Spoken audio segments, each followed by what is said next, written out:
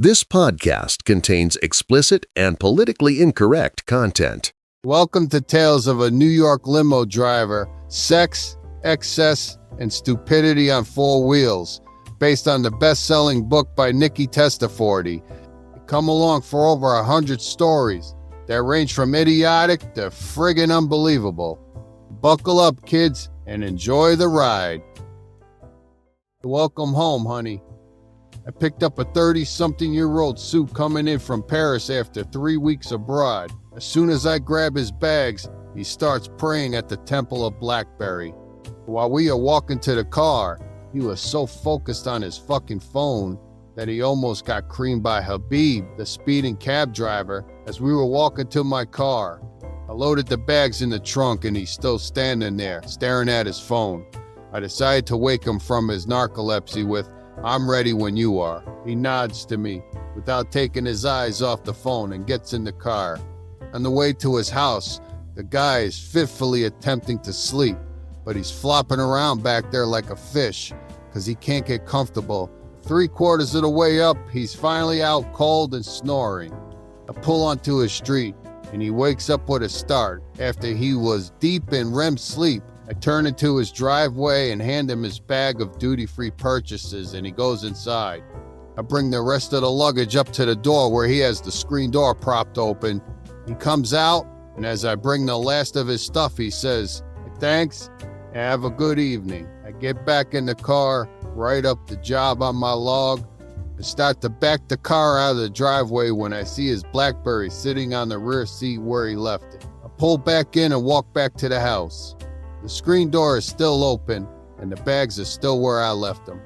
I say hello and start to walk into the house to give him back his BlackBerry when I see his wife on her knees in the kitchen, bobbing on his knob. I hold up the phone and he gives me the thumbs up as I place it on the counter. Either they're newlyweds or she really missed him. Here's some stories of exemplary service. One day I'm waiting for one of my regulars and I notice a late 30s, early 40s, well-dressed businesswoman winding her way through the horde of drivers looking for her knight in shining armor. By process of elimination, she determined that the driver holding up a sign that listed only the limo company's name was her driver. The next day, I'm waiting, and diagonally across from me is a guy dressed like he just came from a barbecue. He's eating an ice cream and reading a newspaper that's propped up on a luggage cart. Passengers start coming out and a family sheepishly walks over to him and he says, "Go downstairs and get your luggage and I'll meet up with you in a little while." They walk away and he goes on eating his ice cream and reading the paper. Unfucking believable. If I did that, I'd get fired in a heartbeat. Another instance, I'm waiting for a client at JFK's JetBlue terminal. My client comes out of the gate with her associate. The associate is looking for her driver. My client and I wait for a while to see if the driver magically appears. After a while, I told her to call the dispatcher in order to locate the guy. The dispatcher gives her the standard line of bullshit saying, "He'll be there in 5 minutes. I tell her he's probably not even in the airport yet. I asked my client if she wanted me to take her associate home as well. "No thanks," she said. "I want to get home and get some sleep." And by the time we got our luggage and left the terminal, the associate's driver was circling around holding a sign with their name on it out the driver's window and over the top of the car. They're too damn lazy to park the car and look for the client. People pay good money for this stuff, right? I'm standing next to this fidgety guy in dirty clothes with no front teeth. He's got a piece of crumpled paper in his hands and he's looking down towards the gates. Passengers are starting to come off the plane, so he holds up his crumpled piece of paper. I try to see what's written on it. I'm standing right next to him, and still, I couldn't read it. How's a bleary-eyed client who's toast supposed to read it? I'm perched at the bottom of the escalator at JFK's American Airlines terminal. And while I'm waiting for my client, Allie Landry, the actress and model who's famous for her Doritos laundromat commercial, is coming down the escalator looking for her driver. She doesn't see him, so she says to her handler, "Well, let's go find him. I hope he's here." "Nice job, Sparky." And lastly, I'm in Newark waiting on a client and I see a driver holding a sign with the name Cavalier, not a common name, so I figured he's possibly waiting for Felix Cavalier of the Rascals. The driver gets a call from the dispatcher wondering where he is. The driver says, "So where is he?"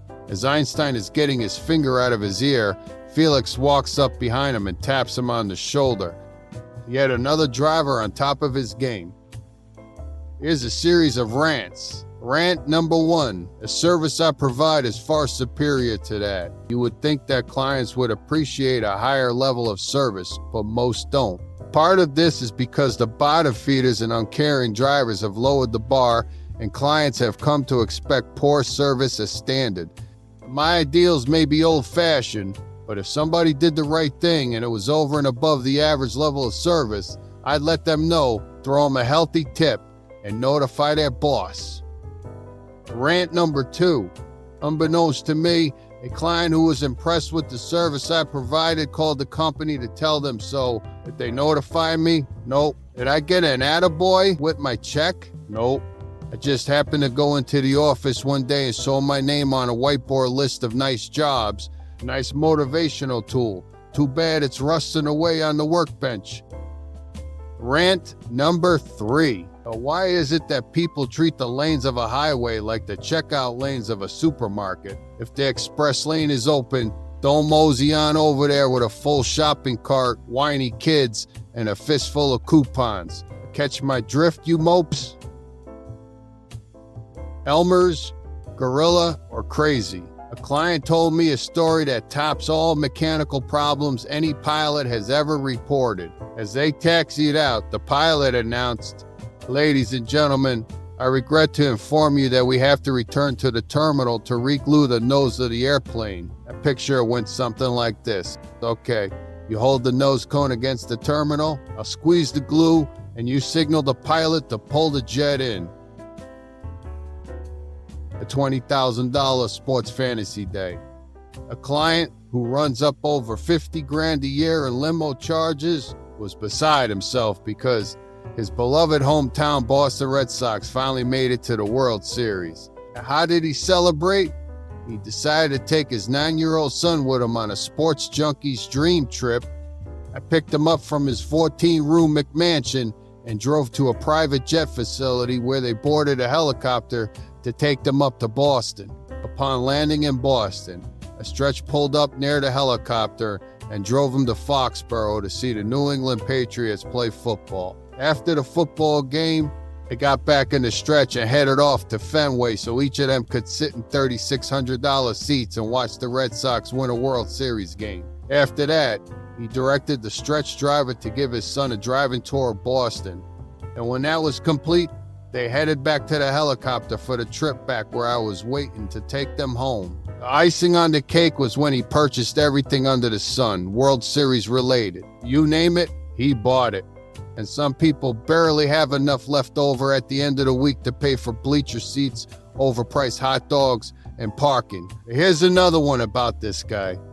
He has about 5 cars on his property, and none of them are up on cinder blocks, or less than 65 grand each. The one that gets me is the Audi A8 that he gave to his 16-year-old daughter just because she turned street legal. And when I turned 16, I had to wait till my father's uncle couldn't see 2 feet in front of him before I got the keys to his over-the-hill puke green Dodge Maverick, complete with a dash-mounted push-button transmission. Now, what was my great-uncle's prime avocation with this stellar piece of Detroit's ingenuity?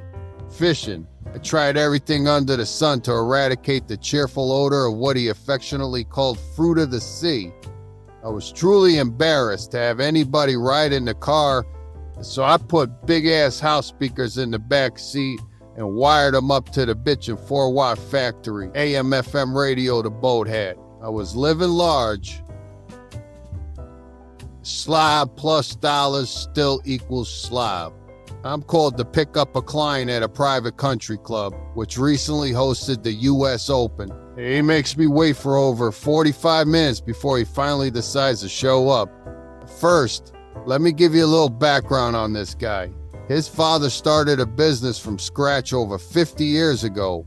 My client built it into a very well-respected and successful business and is nearing retirement, but his son, who works for him, wants no part of it. Did you ever hear the expression, the apple didn't fall far from the tree?